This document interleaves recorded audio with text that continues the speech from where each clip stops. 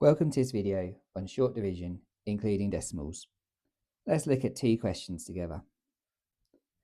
My first question is 70.6 divided by 5. I'm going to start off with a digit furthest to the left.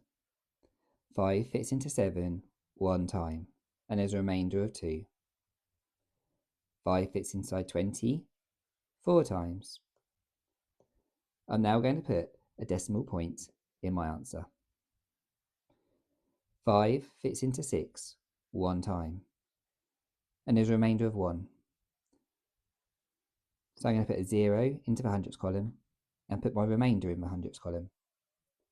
5 fits inside 10 2 times. My answer is 14.12. Here's the second question.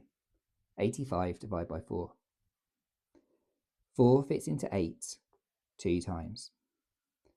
4 fits into 5 once, and there's a remainder of 1. So my answer could be 21 remainder 1. But if you're solving a problem involving money, you'll need a decimal. So I'm going to put a decimal point in my question number and in my answer. I'm going to put a 0 in my tenths. So now I can put the remainder into the tenths column. 4 fits inside 10 2 times with a remainder of 2. So I'm going to put a 0 in the hundredths column and put my remainder in the hundredths column. 4 fits into 20 5 times. And my answer is 21.25. Thank you for watching this video. You can find links to more resources in the description below.